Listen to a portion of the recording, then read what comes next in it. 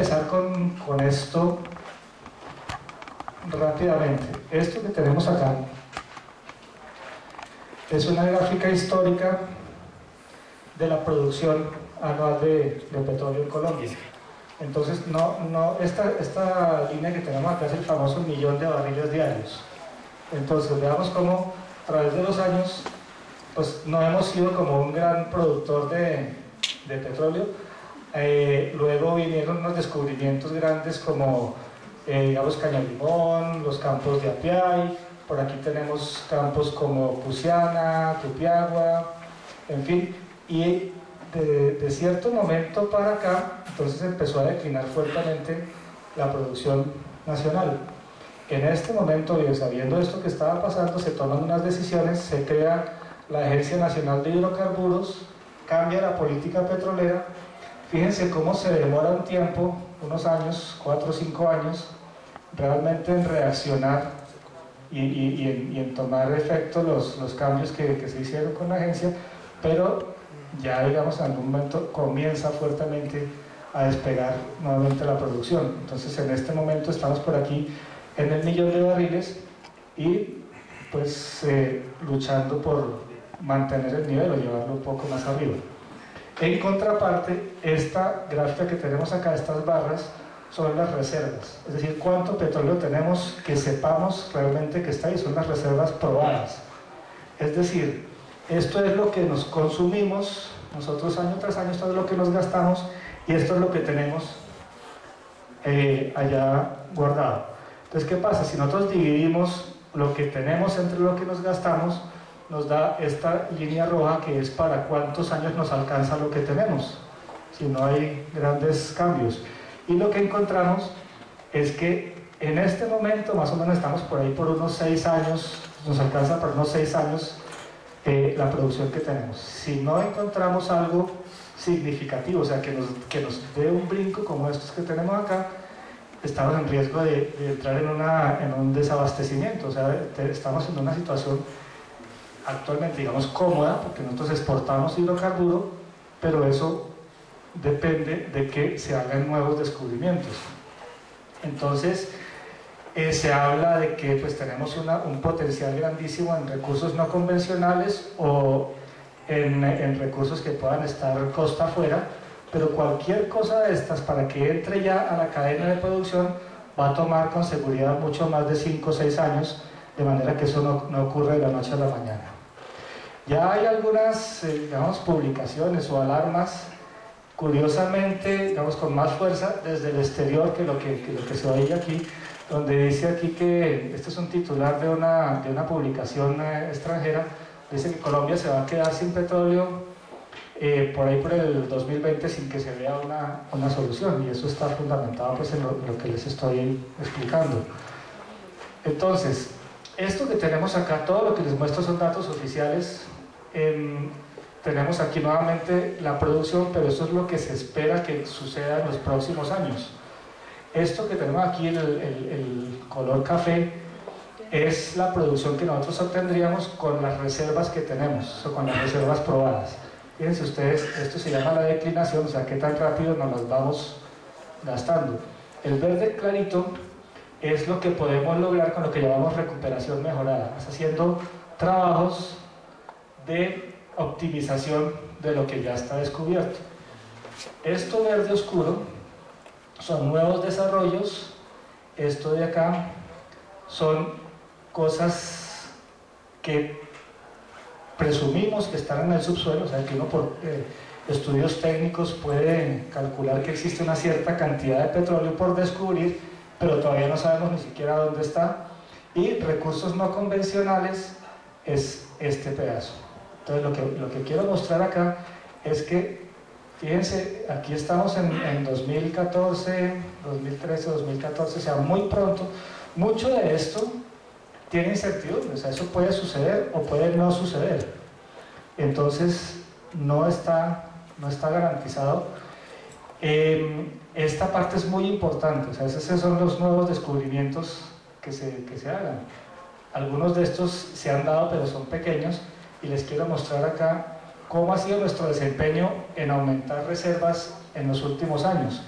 Entonces, en esto, digamos, en el 2008 tenemos, si yo sumo aquí estos dos del orden de 500 y pico millones de barriles, aquí algo más, unos 600, si uno mira la cifra, aquí está, 500 y pico, 500 y pico, no luce mal, pero cuando uno lo parte y dice, bueno, ¿cuánto fue de nuevos descubrimientos y cuánto fue de cosas que estamos mejorando, que ya habíamos descubierto, pero que estamos mejorando, entre otras cosas, a costos muy altos?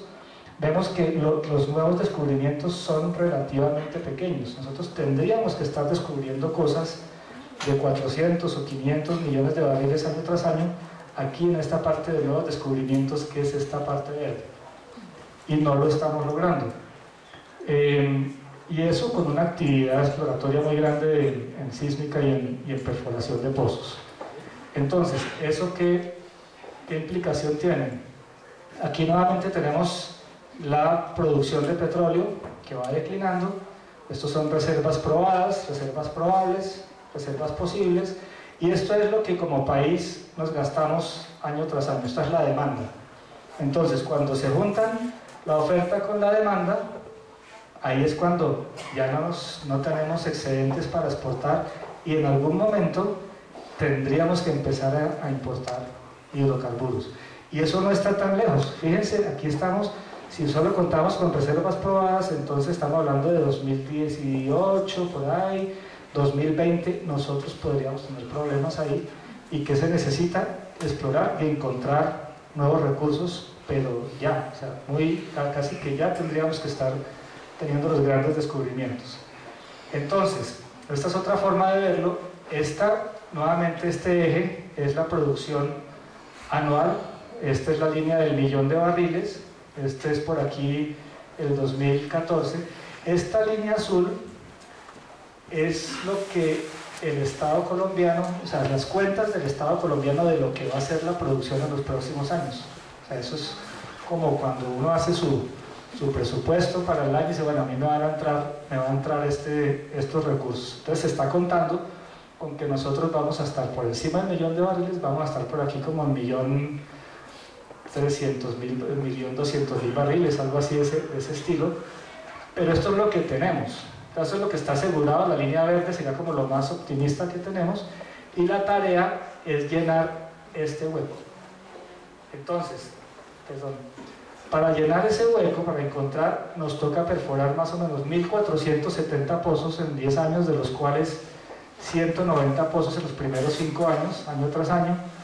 Toca incrementar en un 60% la actividad exploratoria, y hay que encontrar 4.000 millones de barriles nuevos de reservas. Esa es la tarea para que esto se cumpla. O sea, si eso no se cumple, o sea, ya no va a entrar la misma plata que esperamos que entre. Entonces, con ese panorama, ¿qué deberíamos estar haciendo? Explorando, pues, con una intensidad gigantesca, y diría yo, pues, como un esfuerzo de país y un compromiso general de hacer que esto suceda. Entonces, lo que ha venido pasando en los últimos años es que después de tener unas ratas crecientes de sísmica y de perforación de pozos, en el 2013 se quebró la tendencia y empezamos a bajar. En el 2013 hicimos el 56% de los pozos que estaban planeados, y en sísmica se hizo como el 52% de lo que estaba planeado en sísmica terrestre. Entonces, en lugar de seguir incrementando la actividad, empezamos a reducir la actividad, y sobre todo por temas de conflicto con las comunidades, con temas de impacto ambiental, con temas de permisología, que pues hay que decir que en algunos casos son legítimos y son preocupaciones completamente legítimas que hay que atender, pero en otros casos no tanto. Entonces, ese es como un contexto inicial, y quiero terminar pues simplemente diciendo que la sísmica es la materia prima para que surjan los prospectos que podamos perforar y que después se conviertan en producción. O sea, para que uno decida, o para que uno tenga una producción, tuvo que haber perforado un pozo. Para perforar ese pozo tuvo que haber tenido una multiplicidad de opciones, de las cuales se escogió la mejor. para tener esas opciones tuvo que haber mirado una cantidad muy grande de bloques y haber hecho muchísima sísmica, y eso al final termina convirtiéndose en un prospecto perforable. Entonces hay que hacer mucha sísmica para finalmente ir llenando este gap. Entonces, ahora la pregunta es, pues se habla de que la sísmica tiene unos impactos catastróficos, que la sísmica fue la culpable de la lamentable mortandad de los chigüiros, y también se habla de que es la culpable de la sequía, de la falta de agua en Casanare, y quiero, con lo que sigue, pues mostrarles realmente hasta dónde puede llegar el impacto de la sísmica. Entonces, primero, en medio minuto quiero recordar pues que el petróleo se encuentra atrapado generalmente a grandes profundidades después de que ha ocurrido, Diego, ¿puedes poner el que se llama formación del petróleo? Tuvimos que hacer aquí una maroma tecnológica porque no se puede directamente del PowerPoint. Entonces el petróleo se ha formado a través de unos procesos que conocemos a través de millones de años. No, el que dice formación petróleo.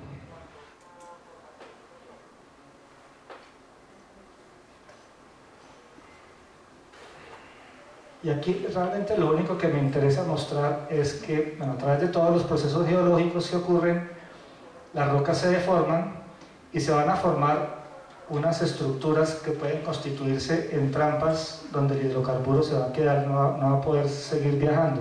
Aquí se está mostrando cómo el hidrocarburo se forma en las profundidades, en algún momento empieza a subir, lo que llamamos nosotros a migrar, y si existe una trampa, una forma geométrica favorable, se va a acumular, y ahí es donde nosotros lo vamos a buscar. Déjame mirar si la puedes parar antecitos de que desaparezca, porque el punto al que quiero llegar es que aquí en este videito, yo te aviso dónde lo paras.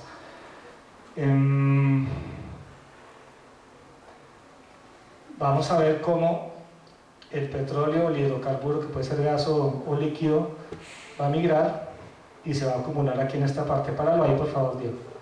Entonces, fíjense que aquí existen dos estructuras que se ven similares, son dos estructuras válidas, pero solo en una de ellas se está acumulando el petróleo. O sea, realmente él migró por aquí, se acumuló acá, aquí nunca llegó. La sísmica, ¿qué nos da? La sísmica nos puede mostrar con cierta aproximación estas formas, pero la sísmica no es capaz de ver el hidrocarburo como tal. Entonces ahí empezamos a plantear algunos mitos, porque dicen que con la sísmica entonces podemos identificar directamente la presencia de hidrocarburo. No es cierto. La sísmica nos muestra las estructuras que podrían contenerlo, pero uno perfectamente podría perforar la estructura de la derecha, que no tiene nada, y declarar pues un fracaso, o pues en eso consiste un pozo seco, y uno tiene que apoyarse en muchas otras herramientas. O sea, la sísmica no resuelve todo el problema. Entonces, ¿cómo se hace la sísmica? Es básicamente, si vamos a mirarlo también muy didácticamente en un video viejito pero perfectamente vigente, que es el que tenemos, sísmica eco. Eso explica cuál es el principio de funcionamiento, y en realidad no es más que eso. Tenemos el suelo. Asunto complicado que puede ser resuelto a partir de algo que todos conocemos. El eco se produce cuando los sonidos de la voz, al chocar contra un obstáculo, regresan al lugar de origen.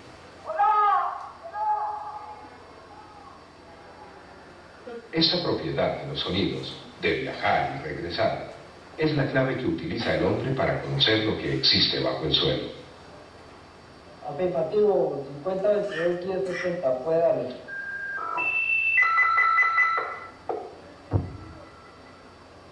Al detonar una pequeña carga, se producen ondas de sonido que viajan por entre las rocas.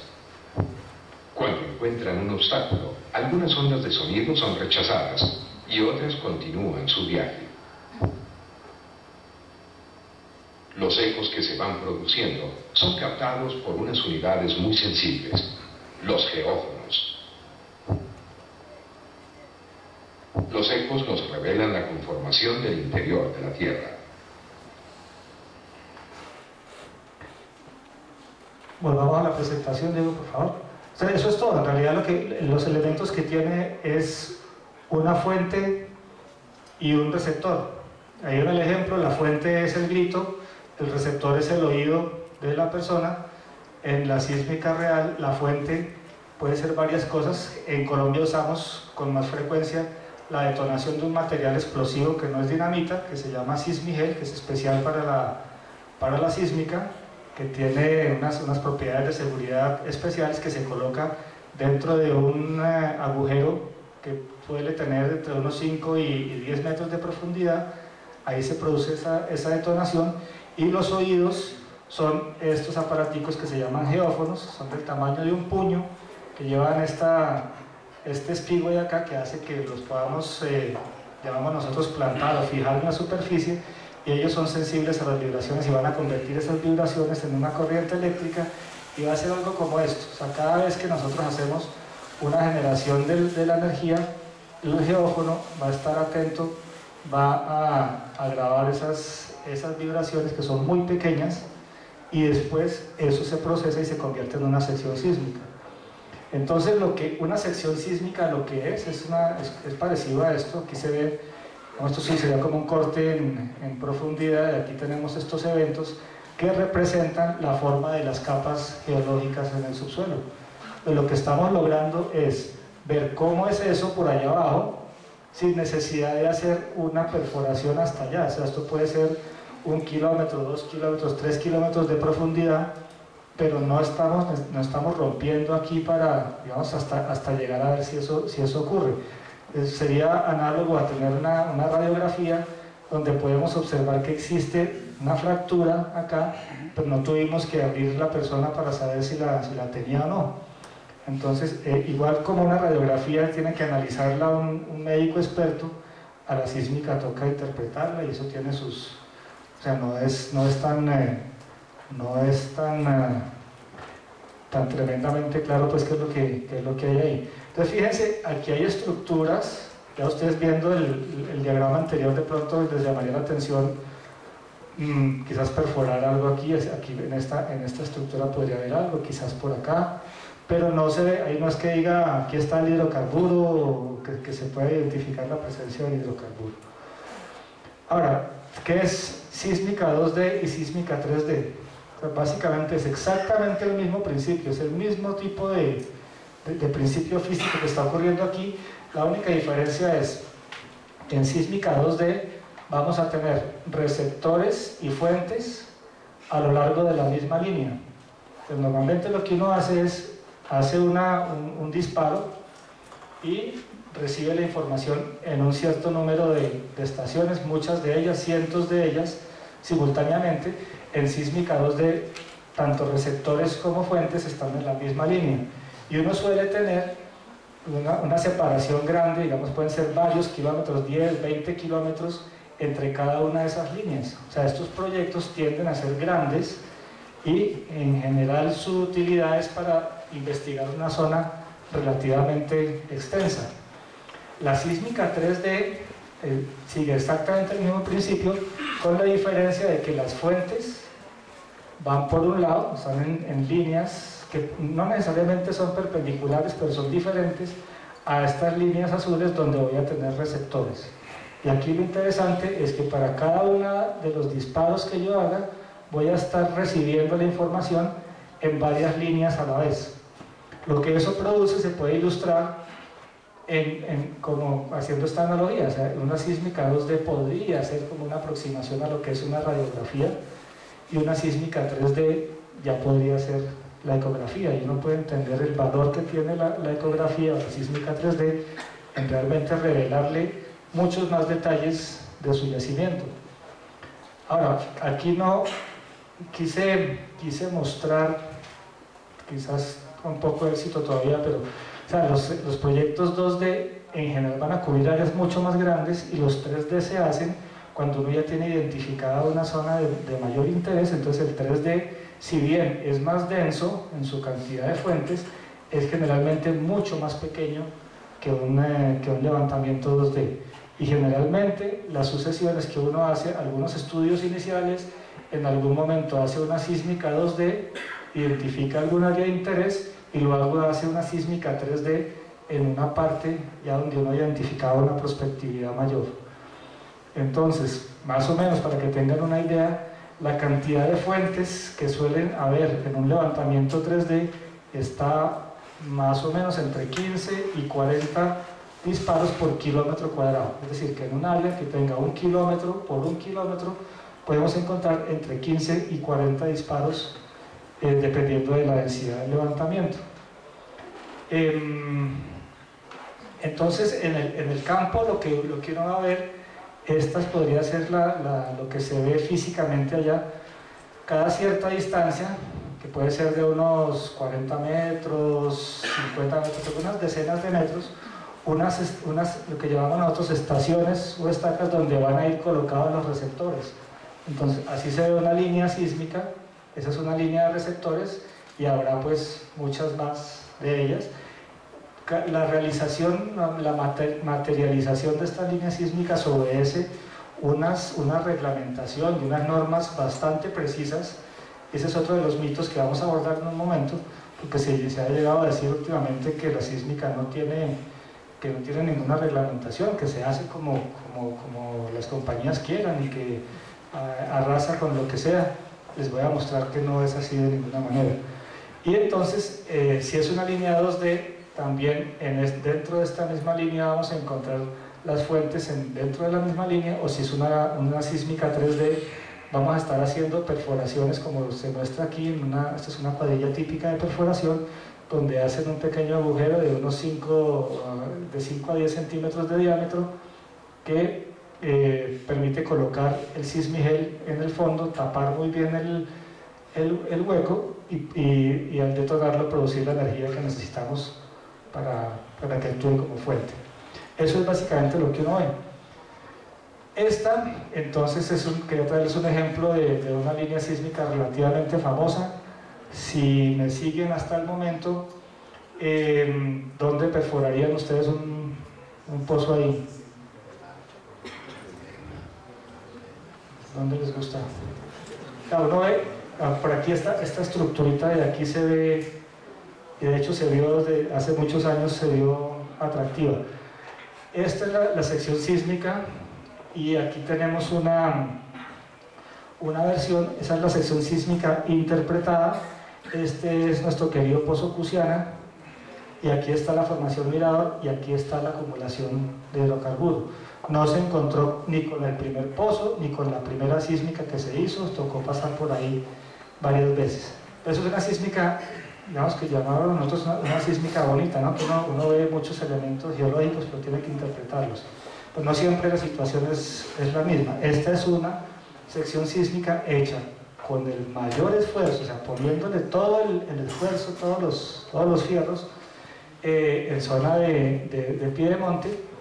Pero si yo les digo aquí que hagamos una vaca aquí a ver si perforamos un pocito, no creo que me salgan muchos para hacerlo. Entonces, de nuevo, o sea, la sísmica no les va a mostrar dónde está el petróleo.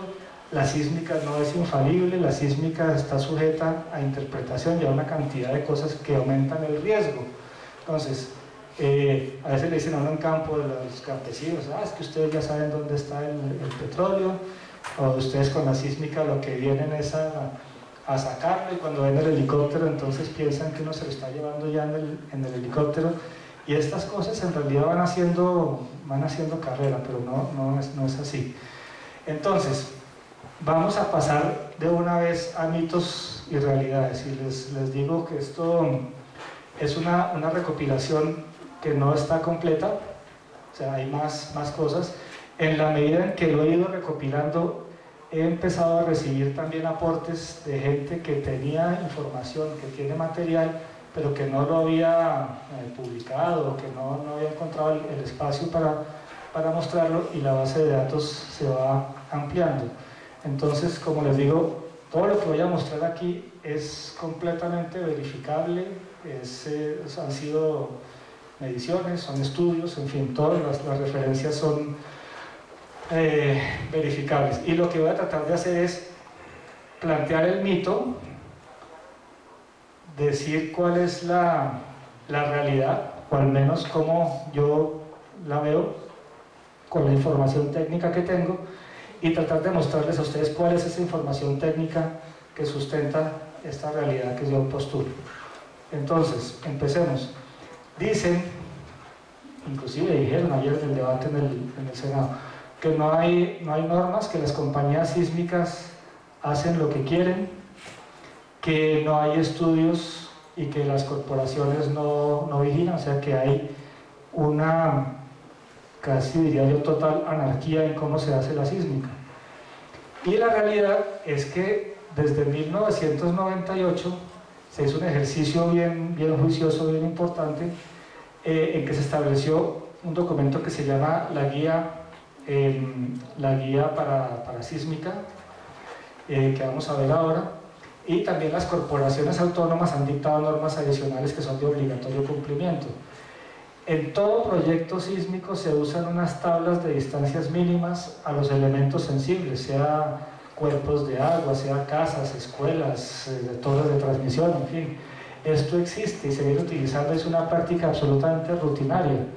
Sin embargo, sí sería muy interesante que lográramos a nivel nacional una unificación de todas las normas, porque lejos de decir que no hay normas, lo que vamos a encontrar es que hay una multiplicidad de normas y una tendencia a que se sigan multiplicando. Entonces lo importante quizás es hacer una reflexión y hacer una unificación de las normas. Entonces, este es un resumen bastante corto. Aquí tenemos las guías ambientales del Ministerio del Medio Ambiente. Es un documento excelente que no ha perdido vigencia. Se ha querido presentar que ese documento se hizo cuando en Colombia únicamente se hacía sísmica 2D y que hoy en día estamos haciendo sísmica 3D y que por eso las guías no son vigentes. Eso es absolutamente falso. De hecho, también el primer 3D en Colombia se hizo más o menos en el año 1981, o sea, así que no es que sea nada nuevo. Es un documento bueno que se puede actualizar, se puede revisar, se puede mejorar, pero realmente ha sido una base que han acogido todas las compañías, todos los actores. Existe una norma ICONTEC que toma lo que dicen las guías y lo convierte en un documento, digamos, técnico, siguiendo todos los estándares de la norma ICONTEC. En el 2009, la corporación Corporinoquia, donde tiene, digamos, tiene jurisdicción sobre el Casanare, sobre otros departamentos, expidió la necesidad de que se presentara lo que se llama un documento de medidas de manejo ambiental. Eso es relativamente equivalente a un estudio de impacto ambiental para sísmica, donde tiene una serie de requisitos que pues no me van a caber acá, pero el que tenga la suficiente curiosidad, sería bueno que vea la resolución donde se consigna qué es lo que pide Corporinoquia para hacer un estudio. Corporinoquia exige también que ese estudio que se hace y que toma unos fácilmente 4 meses hacerlo, sea sujeto de aprobación. O sea, uno no puede arrancar a trabajar si Corporinoquia no le da la aprobación del estudio. La corporación hace una visita de verificación al campo y luego hace visitas periódicas de auditoría al campo, y soy testigo de que realmente se hacen y tienen efectos. Esta reglamentación contempla sanciones y dice qué es lo que hay que hacer si no se cumple, y está claramente establecido qué pasa cuando uno perforó, digamos, un pozo a 50 metros cuando la distancia le exigía que tenía que ser 100 metros. Recientemente Cormacarena, eso fue a final del año pasado, después de un proceso interesante, también estableció una obligación similar. Entonces pidió, hay que presentarle a Cormacarena unas medidas de manejo ambiental. Ahora les voy a mostrar qué es lo que pide Cormacarena solamente para el tema de recurso hídrico. Entonces, estos son realmente estudios completos que hay que hacer, que hay que ir a campo a tomar la información y que son verificados por las corporaciones. Cuando no se trabaja en jurisdicción de estas corporaciones, las otras corporaciones también les piden sus propias normas, o uno como mínimo tiene que presentarse ante la corporación, decirle qué es lo que va a hacer y acordar como mínimo una tabla de distancias mínimas, y tengo ejemplos que me han hecho llegar de las tablas acordadas previamente al inicio de los trabajos en jurisdicción de corporaciones que no son estas dos. Sin embargo, estas dos son importantes porque ellas dos únicamente abarcan quizás el 70 y pico % de toda la sísmica que se hace en el país. Entonces, miremos rápidamente cómo ha sido la evolución de las distancias mínimas. Y aquí, pues no hay forma, el punto no es quizás entrar en detalle de todo esto. Observen, esas son las guías ambientales desarrolladas en 1998. Aquí, para hacer este documento, se reunieron el Ministerio del Medio Ambiente, se reunieron compañías operadoras, se reunieron, digamos, diferentes actores para analizar el tema. Se hicieron algunas mediciones reales en campo de impacto.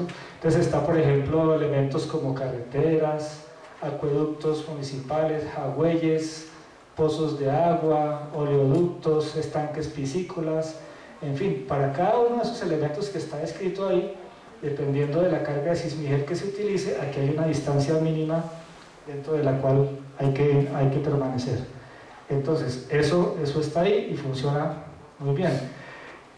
Esto es Icontec, es casi igual, es casi tomada de la que está ahí. Llama la atención que algunas de estas son diferentes y no sé exactamente por qué. Eso es del año 2002. Año 2009 tenemos Corporinoquia. Entonces ya Corporinoquia, esto es obligación. Esto es una resolución que es de obligatorio cumplimiento, que la corporación lo vigila, y entonces tenemos aquí también otra vez los mismos elementos, pero ya lo que, si lo miran con detalle después, van a ver cómo han ido incrementándose gradualmente esas distancias sin que hayan mediado estudios adicionales. Lo que pasa es que a veces las autoridades tienden a ser un poco más conservadoras cada vez, entonces se han ido aumentando esas distancias. Aquí tenemos, por ejemplo, estanques piscícolas, viviendas, torres de alta tensión. Tenemos una distancia de 100 metros y eso yo doy fe de que se respeta. Claro, ocurre que a veces no se respeta. Pues van a encontrar casos donde puede haber quejas de las comunidades donde eso no se ha respetado, pero existen también los mecanismos de sanción, de seguimiento, y también puedo dar fe de que eso existe. Esta es Cormacarena recientemente, entonces también aquí tenemos en general, estos son los elementos hídricos, casi todos con 100 metros, aquí tenemos algunas cosas de 200 metros, pero fíjense como la cantidad de elementos que están definidos ahí con detalle, inclusive a veces haciendo referencia al tamaño de la carga y cómo algunas de esas distancias pueden ir variando. Entonces existe, o sea, puede que uno sí necesite hacer quizás una unificación, podemos hacer estudios adicionales para precisar por qué 100 metros o por qué 150 metros, o sea, hay espacio para mejorar, pero no podemos decir que no existe ninguna reglamentación ni que las compañías hacen lo que quieren. Esto es, y no lo voy a leer todo, pero es que esto es lo que pide Corporinoquia, lo que tiene que contener el estudio, que se llama medidas de manejo ambiental, únicamente en el tema hídrico. Entonces aquí habla aguas superficiales, aguas subterráneas, vertimientos. Uno tiene que pedir permiso de aprovechamiento si va a utilizar el recurso hídrico, tiene que explicar cuánto va a utilizar, por qué lo va a utilizar, cómo va a hacer los vertimientos, tiene que calcular cuál es el caudal que va a utilizar, en fin, hay toda una serie de requisitos que se piden con anticipación, que son objeto de auditoría y de contraloría. Cormacarena va un poco más allá y pide, si lo pudiera, voy a leer un pedacito porque es que, o sea, lo que pide es un diagnóstico hidrogeológico completo del área que se va a intervenir. Entonces dice, por ejemplo, deberá presentar el respectivo inventario de cuerpos hídricos, lóticos y lénticos. O sea, uno tiene que hacer inventario de lo que hay en la zona, para eso los ríos, las lagunas, los agüeyes. Tiene que hacer una evaluación hidrogeológica que tiene como objetivo establecer la línea base de las aguas subterráneas y conocer su comportamiento dentro del macizo rocoso y su relación con la actividad sísmica. se identificarán las unidades hidroestáticas y el posible flujo del agua subterránea y en un mapa. En fin, hay que hacer un estudio hidrogeológico completo. Eso lo aprueba la corporación y ahí sí se puede empezar a trabajar. Y de hecho, es información valiosa que le queda a la corporación. Digamos, si en cada programa sísmico uno va haciendo esto, imagínense la base de datos que se va formando y que tiene un potencial de servir como información para estudios de una mayor envergadura. Entonces, pasemos a sísmica y agua. O sea, se dice que los disparos profundizan el agua en los pozos de agua y secan los nacederos. Se dice que las detonaciones rompen la capa de arcilla que sella los acuíferos y que el nivel de agua se pierde o se profundiza. Se dice que los ríos están secos porque se hizo sísmica en ellos. Esos son, digamos, podrían ser unas hipótesis válidas, porque a uno sí le preocupa a una persona que no está muy enterada del tema. Dice, bueno, hacen las detonaciones y eso suena como lógico que pudieran suceder estas cosas, suena al menos que sí puede ser, pero es una hipótesis, eso necesita medirse, necesita probarse para no tener la certeza científicamente de que eso ocurre, que no es debido a otras razones. Y lo que hay es que en primer lugar podemos demostrar que de respetarse las distancias mínimas que se han establecido, no hay una afectación de los pozos de agua de nacimientos. Lo que les digo, no hay un estudio que compruebe que esto ocurre. En contraste, ese tema ha sido medido múltiples veces en otros países y en Colombia también, y están los estudios disponibles para que los veamos. Entonces, todo lo que se ha medido muestra que esto no ocurre. Entonces necesitaríamos como un estudio o algo que demuestre que esto ocurre, o que al menos a veces ocurre y a veces no, o algo así, pero lo que tenemos en este momento nos indica que el impacto no es de esa magnitud. Ahora, la sequía, los cambios extremos, lo que hemos visto, claramente obedece a una combinación de factores. O sea, no podemos como concentrarnos únicamente en la industria del petróleo, ni la ganadería tampoco quizás, ni la agricultura, ni el cambio climático. En fin, hay una serie de cosas y todo eso hay que ponerlo junto y analizarlo, y no necesariamente para buscar culpables, sino para diseñar estrategias a largo plazo que nos permitan manejar esa problemática. Entonces les voy a mostrar aquí algo que no es único, pero que a mi modo de ver representa mucho de lo que está sucediendo en los medios. Les voy a mostrar un video que salió en un noticiero de amplia circulación, donde se ilustra, se habla de la sísmica, y quiero que le pongan atención a la forma como se ilustra o se apoya el contenido de la nota cuando hablan de las detonaciones de la sísmica. Ahí van a mostrar una detonación de sísmica. Entonces veamos la que dice voladura.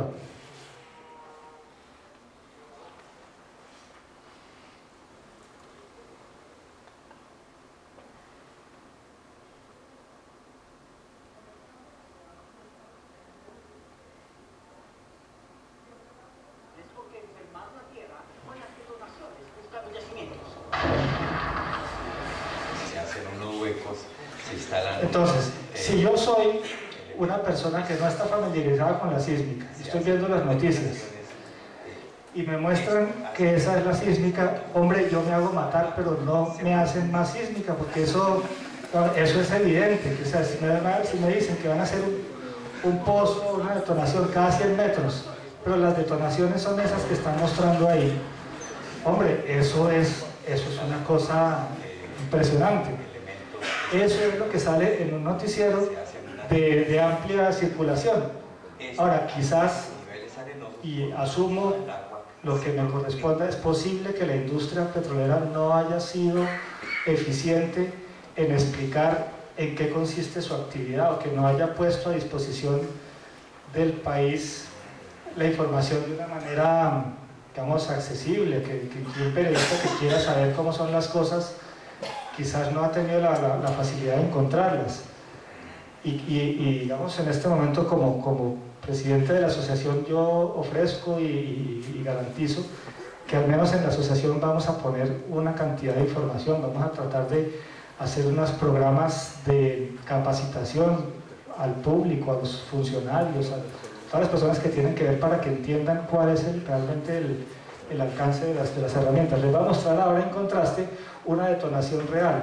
Yo, mire, les garantizo, yo no busqué la más elegante ni la menos impresionante, es una detonación perfectamente normal y rutinaria de un programa sísmico.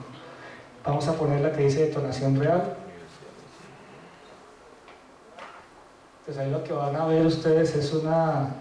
Aquí está el sitio donde se ha hecho previamente un hueco que puede tener entre 5 y 10 metros. Aquí hay un casco, aquí hay un radio. Ustedes van a oír una especie de pito y después va a ocurrir la detonación. Me toca avisarles porque no es fácil darse cuenta.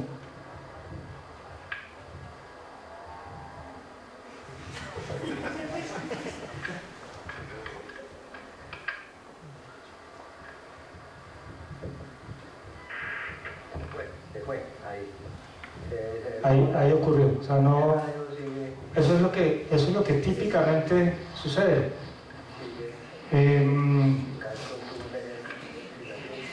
Después de que se hace la detonación viene un proceso que se llama restauración, donde si hay algún tipo de pequeño hundimiento se remedia, se revegetaliza, en fin.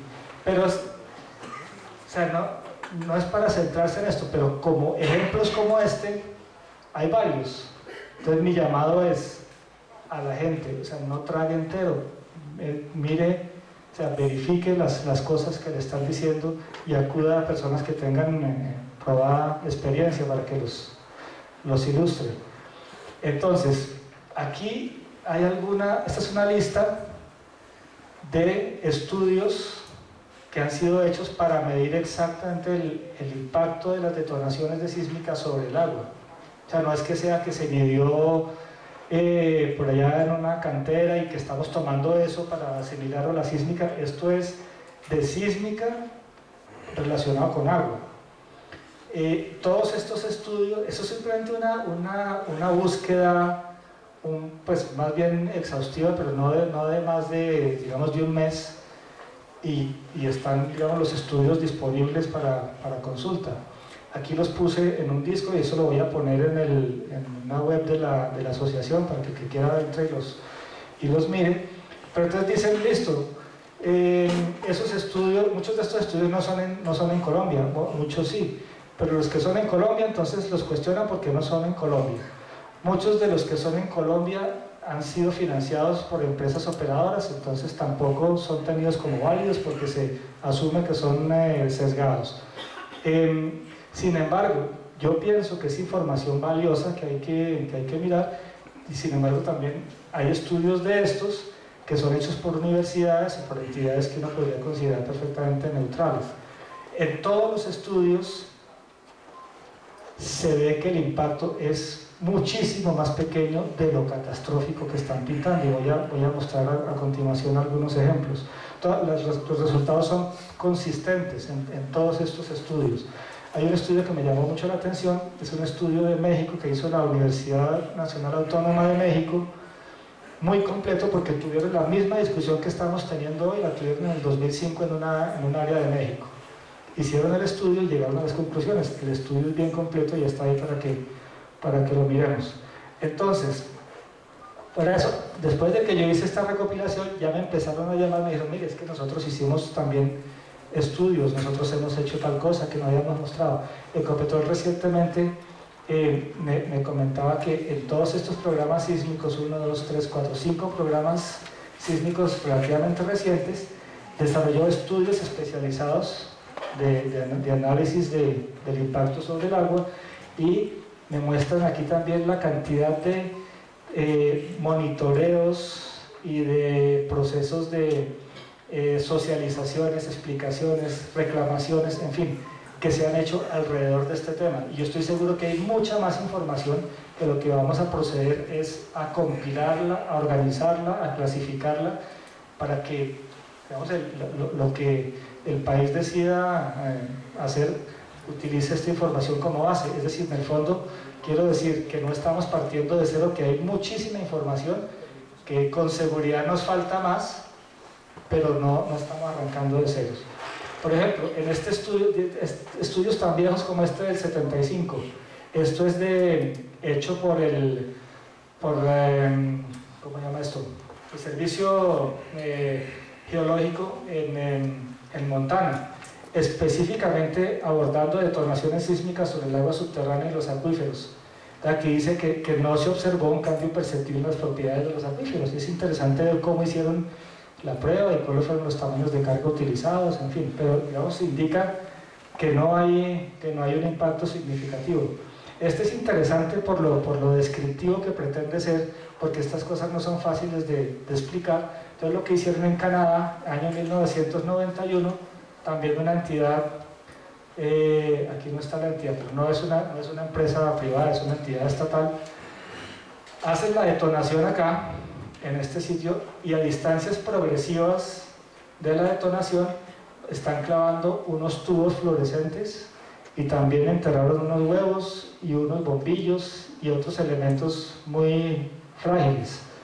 Y se dieron la tarea de examinar, de mirar qué pasaba a medida que uno se iba alejando, y probaron con diferentes cargas, diferentes profundidades, o sea, una cantidad grande de combinaciones. Y en este cuadrito lo que muestran es que efectivamente a 1 metro, 2 metros, inclusive para algunos casos a 3 metros, se rompieron esos elementos, se rompió el tubo fluorescente, se rompió el bombillo, pero a 5 metros ya no existía ningún daño a ninguno de ellos. Entonces lo que nos permite esto es un poco dimensionar qué tan grande es la afectación. O sea, no, una detonación de estas no va a afectar a 200 metros o a 300 metros, se va a circunscribir normalmente a unos 5 metros, y aquí en la conclusión dice, con las cargas que se utilizan en Canadá, de más o menos 1 o 2 kilos, el rango de daño puede estar alrededor de los 5 metros, e inclusive para la carga de 10 kilos sería seguro trabajar a 24 metros. Entonces, ya no estoy diciendo que adoptemos esas distancias o algo así, pero le empieza a uno a dar un orden de magnitud de cuáles son el radio de las afectaciones. El doctor Alberto Sarria, autoridad en la materia y de la Universidad de los Andes, escribió, eso parece escrito para hoy, pero en realidad fue escrito más o menos en el 98, y me voy a permitir leerlo. Dice: en Colombia, la detonación de las cargas empleadas para la exploración sísmica se les ha intentado asignar propiedades destructivas casi mágicas, que van en contra de las leyes naturales, y así surgen confusiones que a un funcionario público mal informado y siempre ocupado le restan capacidad de acción, etcétera, etcétera. Dice aquí: se escucha que los disparos de investigación acaban con las fuentes de agua, que afectan las construcciones de manera grave, que reducen la producción lechera de los hatos, que afectan la frecuencia con que ponen huevos las gallinas, que matan los peces de estanques a 100 o más metros de distancia y que pueden producir deslizamientos de ladera. Es demasiado difícil que en condiciones de ocurrencia tan puntual y tan corta en el tiempo ocurran estos efectos de manera que afecten regiones enteras.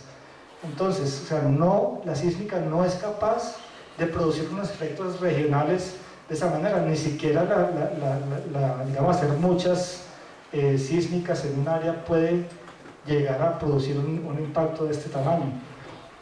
Aquí hay otro estudio, eso es una tesis de grado, que no les voy a mostrar el video, pero dice, fíjense cómo se aboca a estudiar exactamente el problema del que estamos hablando. Dice, describe qué ocurre cuando las detonaciones penetran los acuíferos superficiales aplicando fundamentos teóricos y se determinan sus efectos sobre el subsuelo. Entonces, ahí dice cuál es la metodología de investigación que están utilizando, y al final llega a la conclusión de que los impactos son despreciables. Entonces, nuevamente, es información valiosa a tener en cuenta. No estoy diciendo que esto sea la verdad absoluta, pero si existieran estudios como este o como otro que evidenciaran lo contrario, sería información valiosa para tener en cuenta. Hay inclusive que me llegó recientemente, un estudio de 2010 donde se analiza la compatibilidad de la sísmica con los cultivos de arroz. Saben ustedes que el cultivo de arroz depende del agua, o sea, necesita tener un área inundada y que se conserve esa agua, y no voy a entrar en detalle, pero aquí explica cómo se estudió, se monitoreó durante un tiempo relativamente largo cómo impactaban las operaciones de sísmica sobre los cultivos de arroz, y se llegó a la conclusión de que no había una afectación significativa. Este es muy interesante porque este es ya bajo la jurisdicción de Cormacarena. Este es un proyecto 3D. Entonces esta es la zona del proyecto, y en el proyecto se hizo un inventario que encontró 51 puntos de agua subterránea, que son 19 pozos de agua, que son como los que están acá, y hay 22 manantiales en la zona, están todos inventariados. Y entonces aquí están cada puntico negro de estos es un manantial, lo que llamamos un nacedero, y todos los pozos de los que se toma agua están inventariados. En todos los pozos se instrumentaron, se empezó a medir antes de la sísmica cuáles eran los niveles de agua, cuál era su condición, cuál era su caudal, o sea, para establecer una línea base.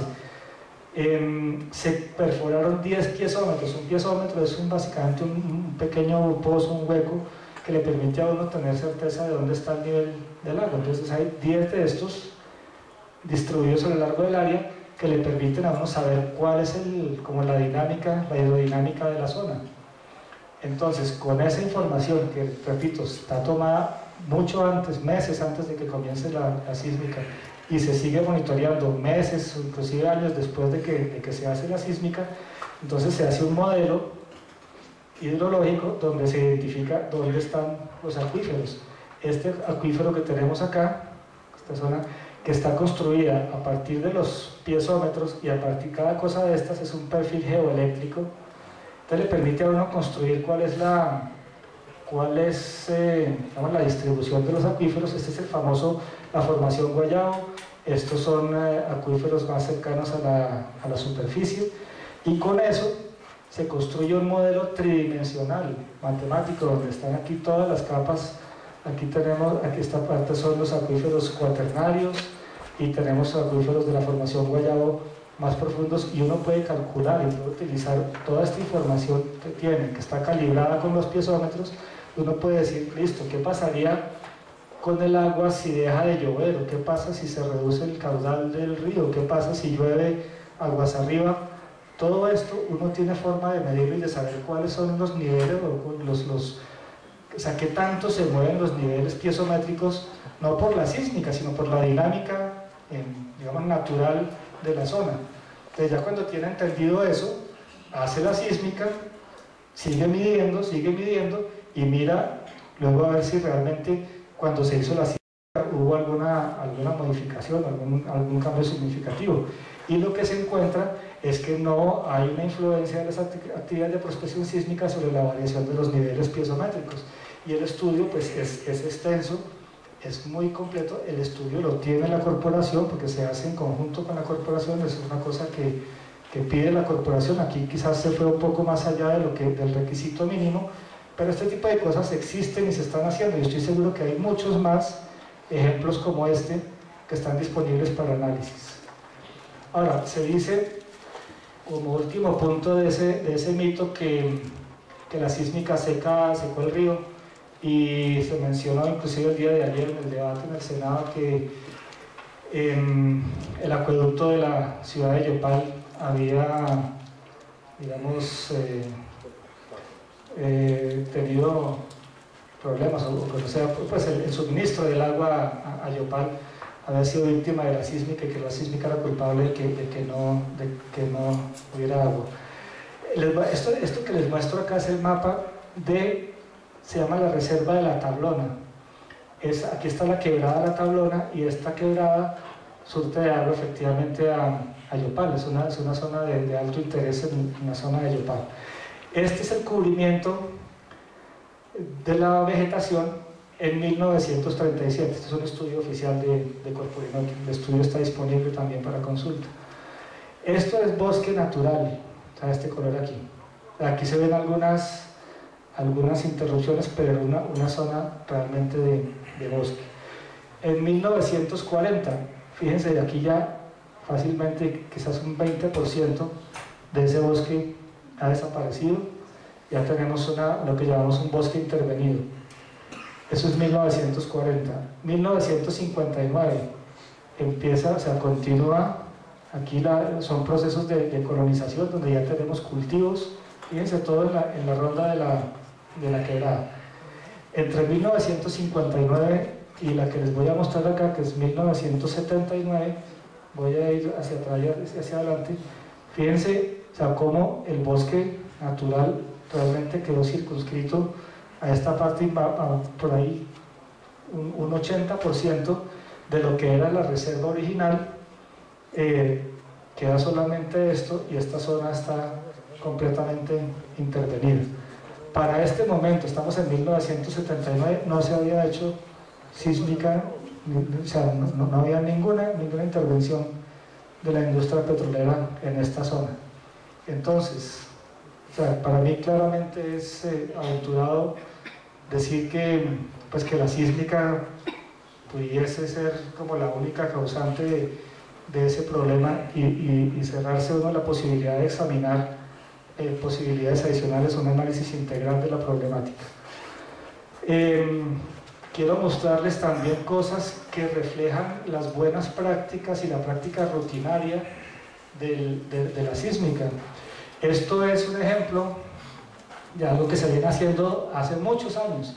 Se llama un acta de vecindad de recursos hídricos, donde uno se aproxima al propietario cuando ha identificado la existencia de un pozo, de un highway, de algún elemento sensible, y se hace una medición y una localización exacta de dónde está, a qué distancia va a quedar el pozo más cercano, cuál es la condición, cuál es el caudal, en fin. Esto se llama un acta preregistro, o sea, se hace esto antes de hacer la operación de registro, y después de que se hace la operación de registro, entonces también se vuelve uno a reunir con el propietario, y el propietario manifiesta su conformidad, o si quiere su inconformidad, de cómo ha impactado la sísmica su pozo o su highway. Y entonces, o sea, cualquier reclamación que exista, debería estar disponible estos documentos de actas de vecindad, que, como les digo, son una práctica completamente rutinaria. Se hacen con profusión de fotos, se hacen con videos, se hacen también para las casas, para las escuelas, para cualquier elemento que sea susceptible de afectación. Ahora, este es importante, me demoro 10 minutos nomás en lo que falta. Dicen que la sísmica es obsoleta, que ya existe la sísmica satelital y que aquí estamos, pues, atrasadísimos en tecnología. Que existe una técnica que se llama la OFT, y esto es tomado de la página donde la publicitan. Dice que la exactitud de la determinación de los límites del yacimiento, porque la técnica predica que puede encontrar directamente el yacimiento de petróleo, que lo encontraría con una precisión cercana a 0.5 metros en la superficie y en profundidad. Y pues también dicen que las compañías ya saben dónde está el petróleo. Entonces, es que la sísmica va a seguir siendo el método para hacer la exploración. Eso, en pocas palabras, si existiera esto hace rato, yo estaría haciendo otra cosa, y toda la cantidad de colegas que trabajamos en la exploración, porque esto sería, pues, tener la bola de cristal para saber dónde está el hidrocarburo en todo momento. Si esto fuera cierto, la rata de éxito en la perforación de pozos sería del 100%, no habría pozos fallidos. Entonces, o sea, no se puede sobredimensionar el potencial de herramientas como esta, que ciertamente tienen un papel que jugar dentro de la exploración, pero ni reemplazan la sísmica, ni son la panacea. Entonces, aquí voy a ilustrar otra tecnología que se llama la SFD. Esto es tomado de su propia página, donde ellos, sí reconocen cuál es el lugar de esta técnica, que también es poco convencional, pero me sirve para mostrar que hay herramientas geofísicas como la aeromagnetometría, la gravimetría, la aeromagnetometría de alta resolución. Todas estas sirven para hacer exploración regional en una zona relativamente grande. En algún momento uno tiene que hacer sísmica 2D y luego hacer sísmica 3D para poder perforar. Entonces, esas herramientas juegan un papel por acá en esta zona, pero nunca se puede decir que van a reemplazar la sísmica convencional. Aquí hay una comunicación, que no me voy a detener aquí, del gerente de una de las compañías que representan esta tecnología, donde reconoce pues que él no está de acuerdo con las declaraciones que se han lanzado acerca de que la OFT reemplace la sísmica, y que pues afirma que pues, es una herramienta complementaria que puede apoyar digamos, la mejor ubicación de sísmica 3D, que es una aplicación razonable. Empresas como Ecopetrol han hecho algunas pruebas, unos análisis pilotos, y esto confirma también que la herramienta no tiene la precisión ni el alcance pues, que se ha querido dar, y es una herramienta que hay que utilizar con cautela. Entonces, para que lo tengamos en cuenta. Finalmente, en cuanto a impactos, que ya hemos abordado un poquito, dicen que no hay estudios, dice que la sísmica produce deslizamientos y activa fallas geológicas, dicen que las cargas son entre 10 y 20 kilos, ayer ya le bajaron a 5 kilos, entonces algo se ha logrado. Dice que la sísmica 3D es una malla rígida y pasa por encima de lo que sea. Eso no es cierto, o sea, ya mostré que hay un gran número de estudios que muestran que el impacto está cuantificado. Ni siquiera los sismos naturales que ocurren pues, permanentemente en el país han producido reactivación generalizada de procesos de remoción en masa, ¿no? Eso no es pues algo que se vea suceder. El tamaño promedio de la carga que se utiliza en Colombia es 2 kilogramos, y les voy a mostrar la estadística. Sí se ha utilizado cargas de 8 kilos y eventualmente de 10 kilos hace tiempo, pero los casos son completamente, digamos, raros, y no se puede decir que ese sea el tamaño digamos, típico de las cargas. Entonces, esto, pues, hay estudios, hay uno de la Universidad de los Andes de Sarria, que hace la comparación directa entre la cantidad de energía que se libera en un sismo real y la cantidad de energía que se puede liberar en una campaña sísmica. Entonces, son dos mundos completamente diferentes y no se puede comparar el impacto que pudiera producir el uno o el otro. Este es el estudio, que es un estudio desde 1996 ya se abordaba el tema. Esta es una estadística utilizando 227 programas sísmicos a lo largo de muchos años en Colombia. Me parece una muestra representativa, porque de hecho pues puede haber quizás una cantidad adicional que falte meter ahí, pero mire, esto es de los 227 programas, esta cantidad de aquí, como unos 15, algo así, con 450 gramos de carga.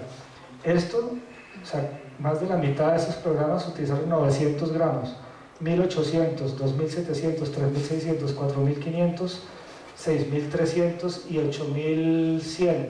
Yo sé que en alguna parte se hicieron un par de pruebas con cargas de 10 kilos, pero nunca hemos pasado de eso, y eso no aparecería casi ni en el histograma. Si uno se concentra en los llanos nomás, casi todo va a estar entre 900 y 1800 gramos. Entonces, o sea, también nuevamente aterricemos las cosas, no se puede generalizar, y hay que hablar cuando tiene uno los datos en la mano. Este es un ejemplo interesante donde se muestra cómo transcurre de manera rutinaria el análisis que se hace en una sísmica 3D. Esto no es algo extraordinario, sino es práctica rutinaria desde hace muchos años. Lo que estamos viendo es una foto aérea donde aquí tenemos nuestras líneas de fuentes en un 3D. Están separadas algo más de 500 metros entre ellas, y la distancia entre fuente y fuente son del orden de unos 100 metros. O sea, en cada punto de estos vamos a colocar nuestra fuente, pero fíjense que aquí hay un cuerpo de agua, aquí hay otro cuerpo de agua, no se nota mucho, pero por aquí hay unas casas, en fin, hay una serie de elementos que se han identificado previamente en el inventario que se hace dentro de la zona, que siempre se hace.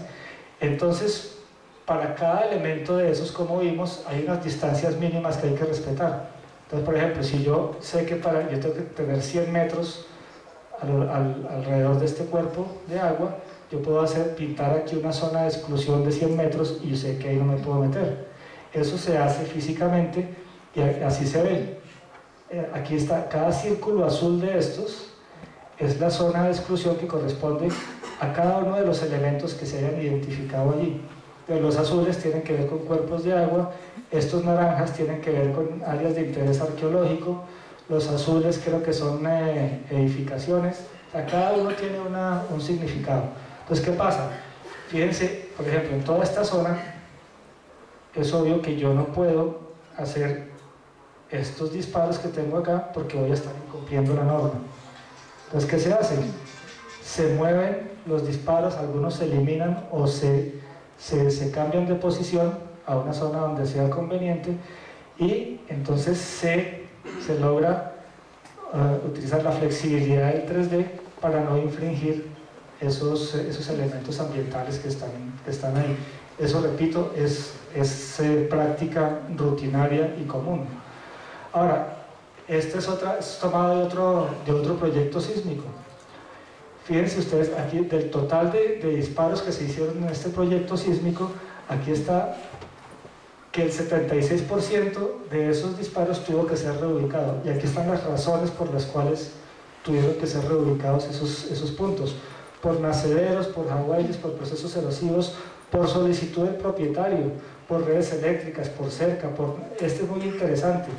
Fíjense que tenemos, aquí están nacederos, el 25% de los puntos de disparo fue desplazado por nacederos, pero el 6% o algo así, no sé cuánto es, no, el 2% aquí, por una cosa que se llama nacederos sociales, es un nuevo elemento sensible, y es que a veces no es tan claro, o bueno, técnicamente es verificable qué es un nacedero o un nacimiento, pero a veces, digamos, el propietario o la persona encargada del predio le asigna ese carácter de nacimiento a una corriente que no necesariamente lo es, pero muchas veces pues también se le da el mismo tratamiento de un nacedero real y se llama nacedero social. Pero esto, fíjense cómo, o sea, esto evidencia que sí hay como una preocupación y unos procedimientos establecidos para que esto ocurra. De todos modos, eso tiene un precio cuando se hacen estos desplazamientos y hay estas zonas de exclusión tan grandes, ocurre lo que les voy a mostrar. Esta es una sección sísmica, digamos que podría ser típica de los llanos. Estos son las capas en las que uno puede estar interesado, pero cuando hay un obstáculo relativamente grande, se produce aquí como un huequito. Entonces ese es un obstáculo no muy grande, entonces sale un huequito ahí. Cuando hay un obstáculo más grande, entonces ese hueco se va profundizando y si el obstáculo es mucho más grande, ya se produce como una interrupción completa de arriba abajo de la información que uno traía de aquí y que trata de continuar acá para entender cómo es el comportamiento.